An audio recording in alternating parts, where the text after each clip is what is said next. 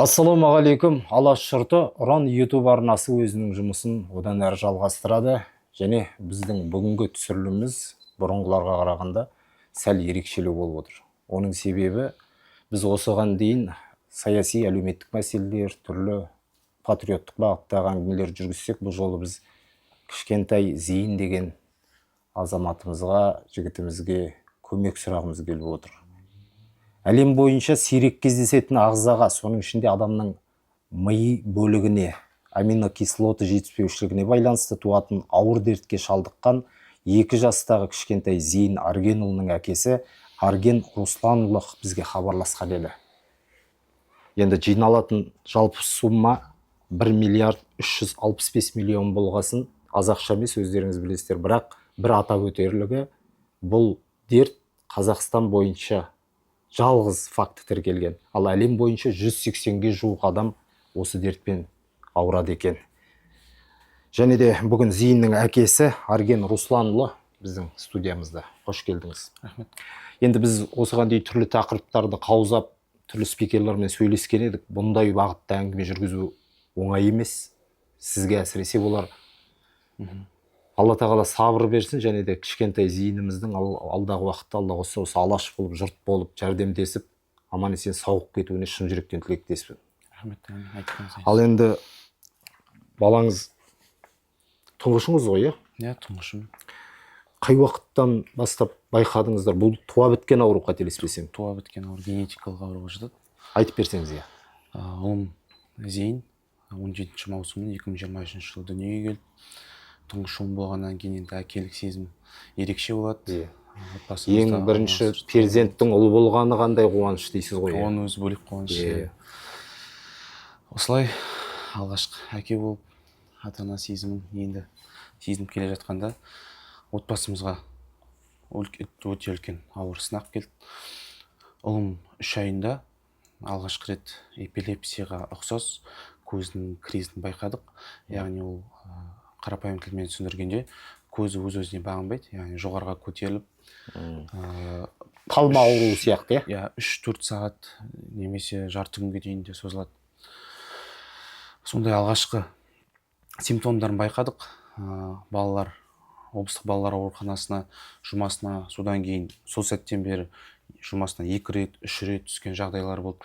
Өйткені біз бұл ауру не екенін білмедік. Одан кейін ары қарай қаламыздағы барлық неврологтарға қаралып шықтық. Барлық неврологтардың берген диагнозы ДЦП. Өйткені қазіргі аурудың аты AEDC, жаңа өзі айтып кеткендей, нехватка декарбоксилаз ароматических аминокислот, яғни ағзаға аминокислот жетіспейді. Қазақстан алғашқы рет тіркелгеннен кейін ешқандай мамандар бұны білмеді.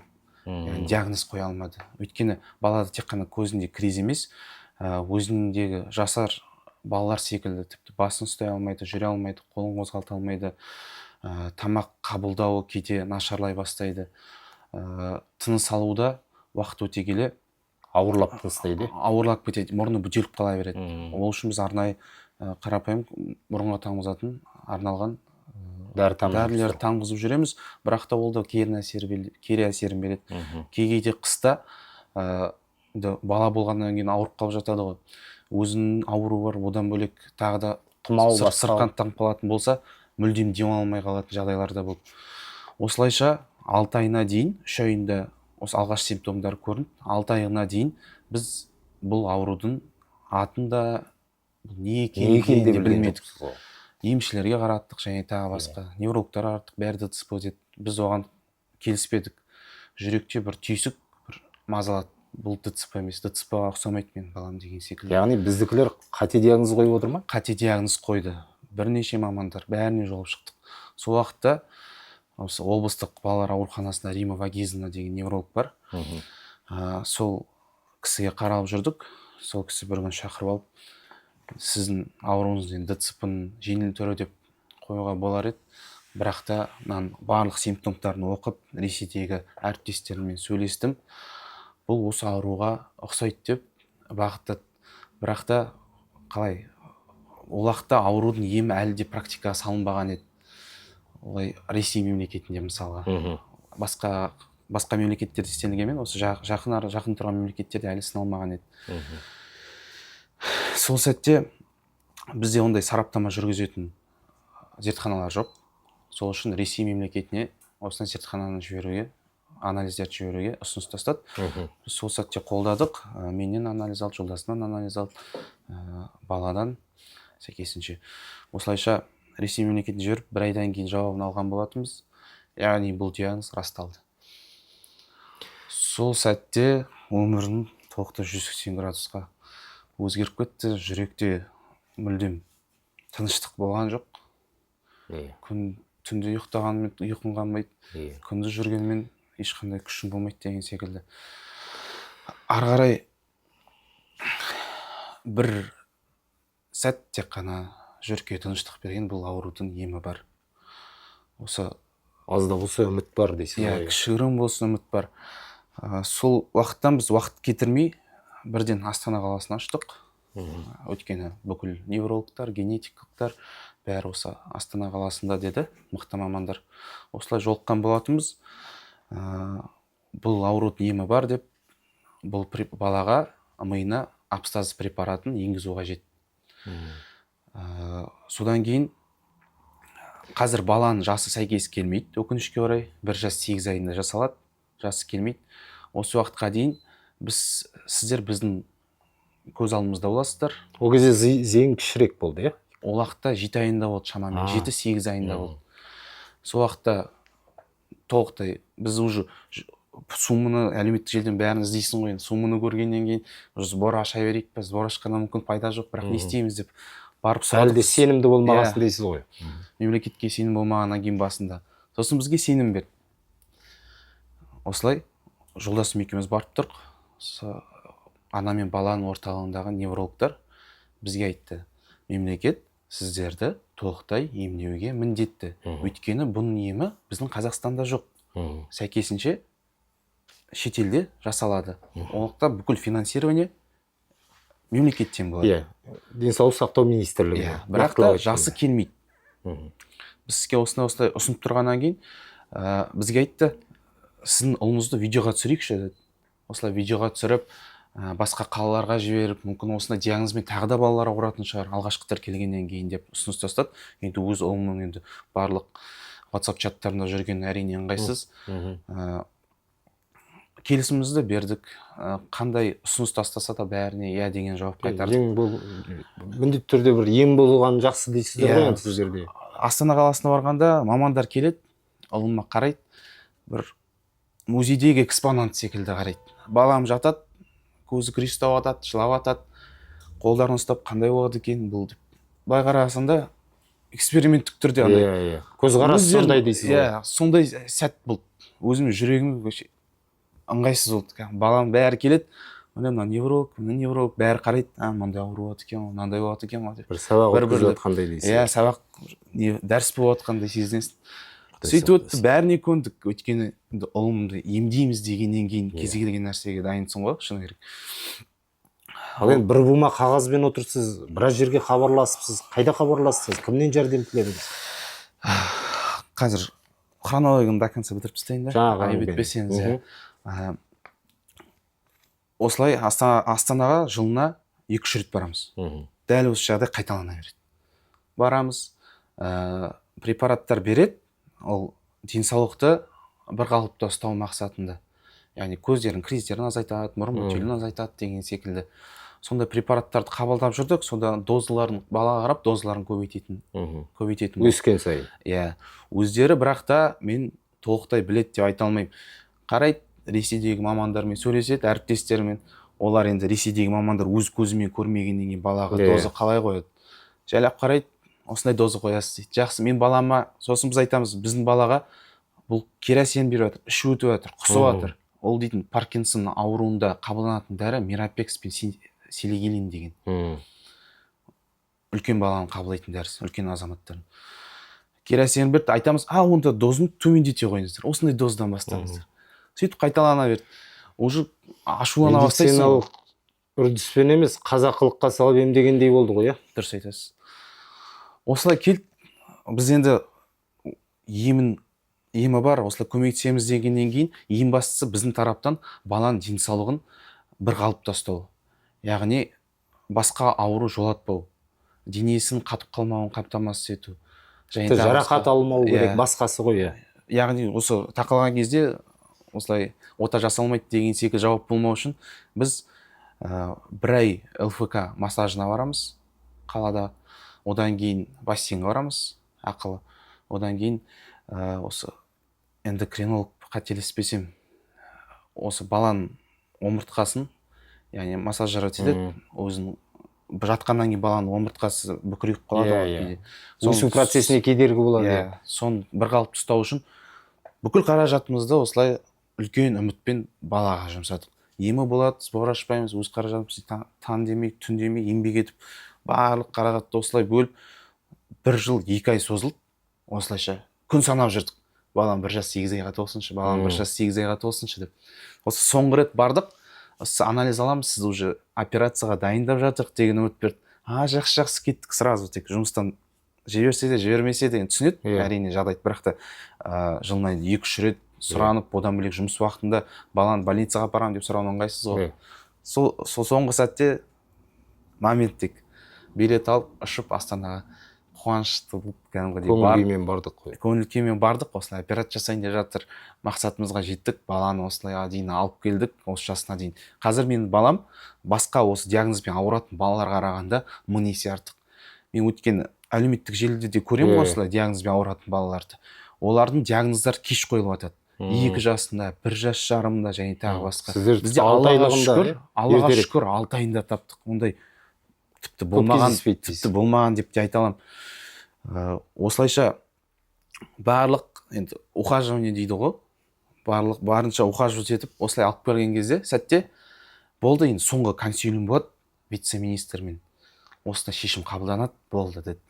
Береміз бүкіл документті деді. Берді, күтіп отырық жауабын. Келесі күні хат келді. Осындай апстазы препаратын балаға деген беретін эффективность, қазақша айта алмайдым. Несі ғой, пайдасы, қажеттілігі? Пайдасы өте аз деп жазып берді. Жасына байланысты деп. Жасына байланысты емес, препараттың тиімділігі өте аз. Төмен деді. Өте төмен деді. Препарат емдігін әлі дәлелденбеген деген хатпен бізге жауап қайтарып отыр. Сол сәтте дейтін, біз ойладық, мүмкін бізді қараған мамандар дұрыс мағлұмат бермеген шығар. Может, вице-министр оқыған адам, басқаша қабылдап қалған шығар деп. Жоқ, күттік, қайтып хат жаздық. Өндіруші компаниямен өзіміз хабарластық. Осылай бүкіл документтерді алып қайта жібердік. Бұл Америка құрама штаты солай ғой? Америка құрама штаттарындағы фармацевтикалық компания PTC деп аталады. Әйгілі компания. Осы аурудың емін тапқан компания ғой, былай қарап тұрғанда. Осылайша олар не дейді? Жалпы біздің министрлік жақсы енді. Олар таң қалды. Қалайша деді. Біз одан бұрын уақыт енді 1 жас 8 ай одан ертерек жасауға болады. Бірақ документ тұрғыда 1-де 8 айында. Біз одан бұрын олармен хабарға шықтық. Өзіміз қимылдап, оға хабар шыққан кезде біз сұрадық. Мүмкін эксперименттік түрде баламды қабылдап көрерсіз. Может, препаратта өзгеріс болып жатқан шығар, может, тағы бірден қосып жатқан шығарсыз. Біз неге болса да дайынбыз деп. Жоқ, біздің препарат толықтай қазір Европалық одақ, яғни 27 мемлекет бар ішінде, бәрі осы препараттың емдік қасиетін толықтай растап отыр. Одан бөлек мойындап отыр. Мойындап отыр. Израиль сынды медицина дамыған мемлекеттер. Олар бәрі мойындап отыр. Бізге ондай қажет емес. Ол сіз уайымдамаңыз. Осындай сізге ем шараны толықтай мемлекет жүргізу керек. Өйткені барлық елдерде мемлекет осылы препаратты алып жатыр. Жеке алған адам жоқ әлі бұл препаратты өз қаражатынан. Ол мүмкін де емес шығар, қарапайым адамдарға енді 1,4 миллиард теңге ақша. Ол аз ақша емес қой. Жақсы, сөзіңіз аузыңызда. Құрметті біздің Қазақстан Республикасының денсаулық сақтау министрлігіне шағындап бір уәжімізді айтқымыз келеді бұл орайда. 6 жасар баланың жағдайы қиындап жатса, бас біріктіріп, бір-біріне көмек еткен бабалардың ұрпағы емес пе едік? Ендігі кезекте барлық Қазақстан бойынша жалғыз ғана бала осындай жағдайға душар болып жатырғанда, оған атүсті қарау біздің мемлекеттігімізге, біздің тұтастығымызға, біздің ауызбіршілігімізге сын сияқты. Осы мәселені қайта қарау керек. Құрметті әлеуметтік желінің пайдаланушылар, көрермендеріміз, төменде зейінге байланысты ақпараттар толық беріліп отырады экрандарыңызға, және де жаңағы есеп шоты, қай жерге қаржы лақтыруға болады, жіберуге болады, барлық ақпараттарды алып отыратын боласыздар. Ал енді әрі қарай жалғастырайық.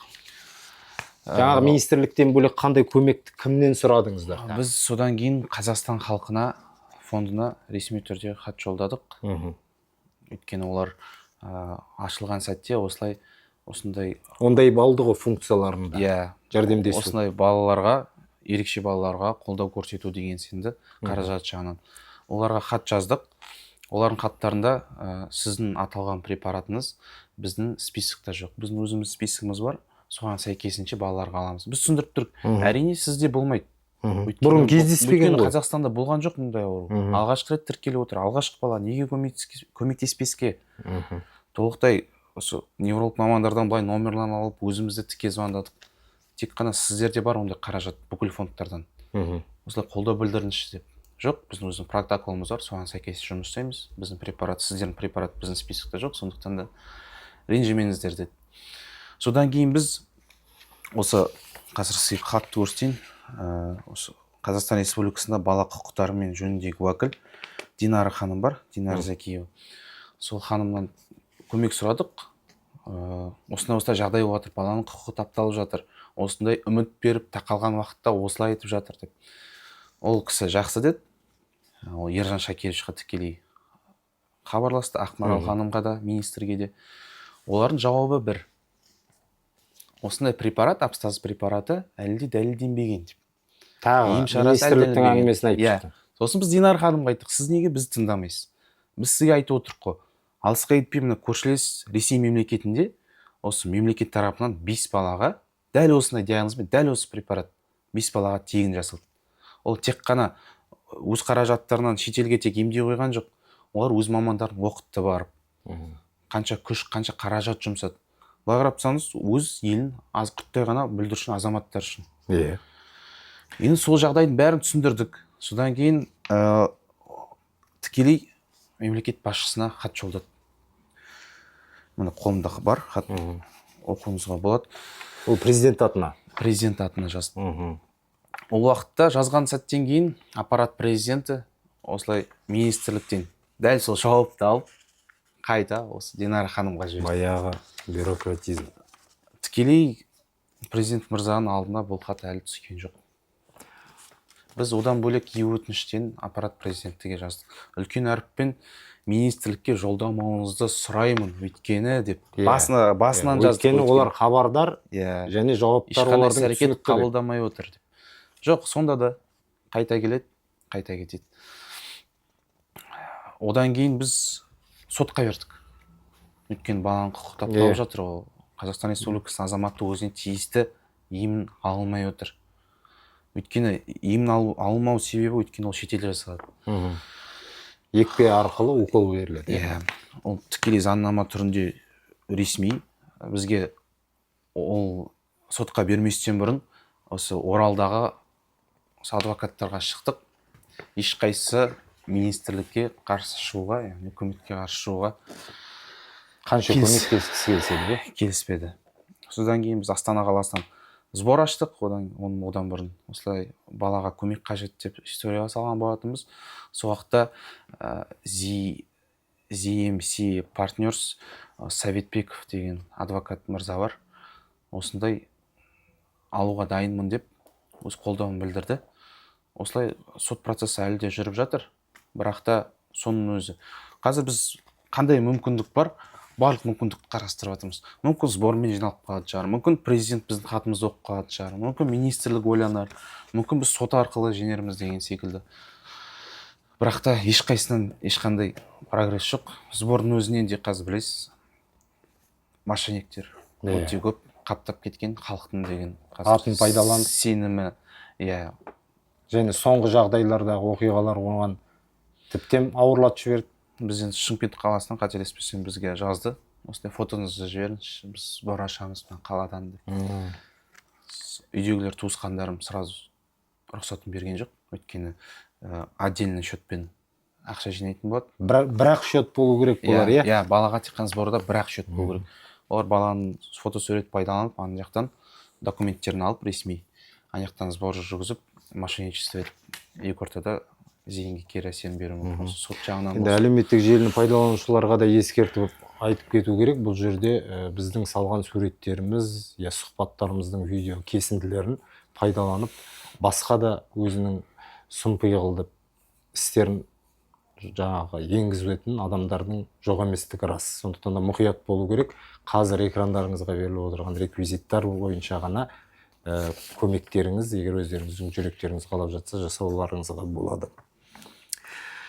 Тағы және мұнда біз министрлікке қайта шықтық. Сіздер қалайша бұны мойындамай отырсыздар? Европада осындай мемлекет не істеп отыр? Ресейде міне 5 балаға емдеп жатыр. Олар эффективность болмайтын болса, мынандай бәленбай миллиард ақшаны дейтін олар жайдан жай жүрмейді ғой. Олар да оқыған адамдар деген секілді. Олар бізге былай жауап қайтарды. Орысша жазған, айып етпесеңіз. Имени Солидат Кайырбековой о недостаточной доказательной базы эффективности препарата Абстаза, недостаточных сроков использования в клинической практике, наличием рисков возникновения побочных эффектов, протокольном решении экспертной комиссии по направлению граждан на лечение за рубеж за счет бюджетных средств Министерства здравоохранения Республики Казахстан вашему ребенку отказано в направлении лечения за рубеж. Олар айтып тұр, міне біздің национальный научный центр бар. Солидат Кайырбекова атындағы. Біздің мамандар осы препаратты зерттеп, осындай эффекті болуы мүмкін деп, осылай жеткізіп отыр бізге. Былай қарап тұрсаңыз. Бірақ та осы ауруға диагноз қоя алмайтын медицина біздің мемлекеттегі қалайша бұл препарат неэффективный деген. Бастапқы кезде тіпті қате диагноз қойған дейсіз ғой. Шын мәнінде қазақ медицинасының қазіргі жағдайы тым мәз емес екендігінде жасырын емес қой.